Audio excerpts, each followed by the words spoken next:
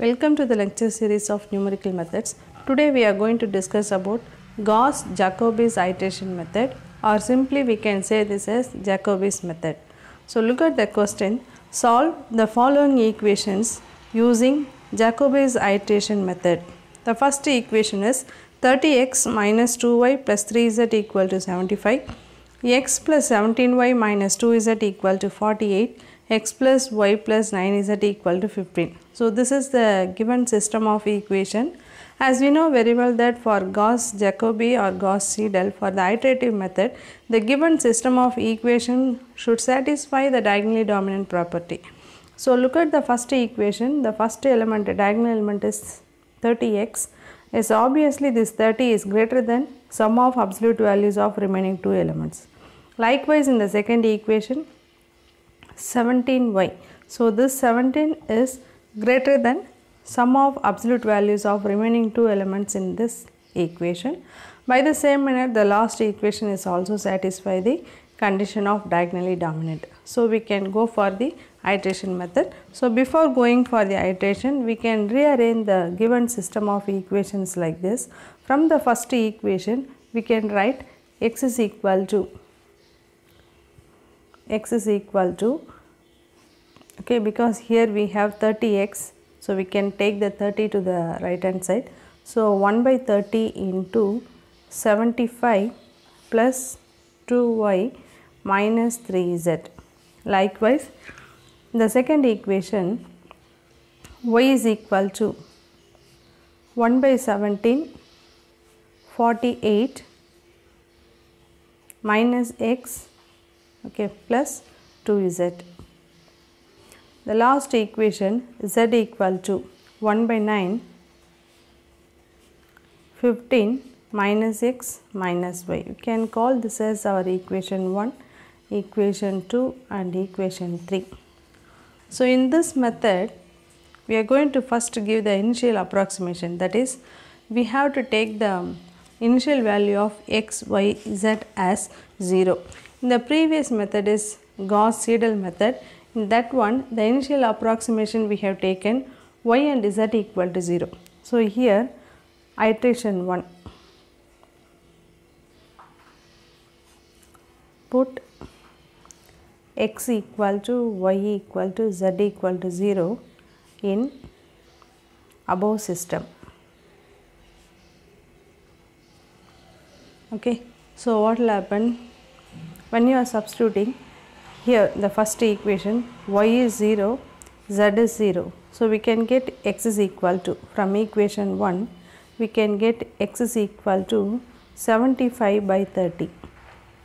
Likewise from equation 2 we can get y is equal to 48 by 17.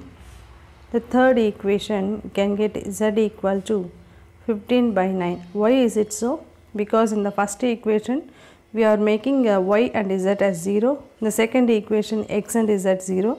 Last one x and y is 0. That is the reason why we are getting like this. So using calculator we can get the x value as, which implies x is equal to 2.5 and y is equal to 2.824, which implies z equal to 1.667. Okay, so this is our first set of iteration value. X is 2.5, y is 2.824 and z is 1.667. So this is the first iteration value of the x, y, z. So we can make a table.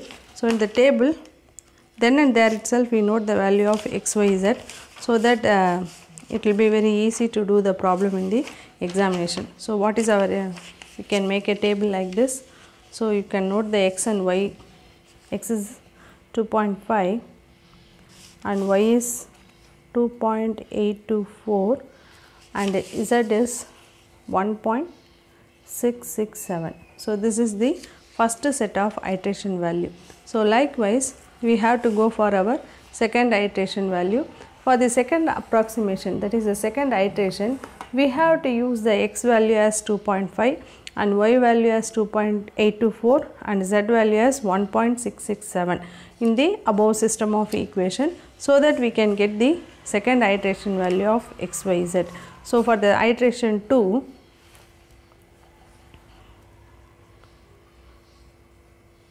iteration 2.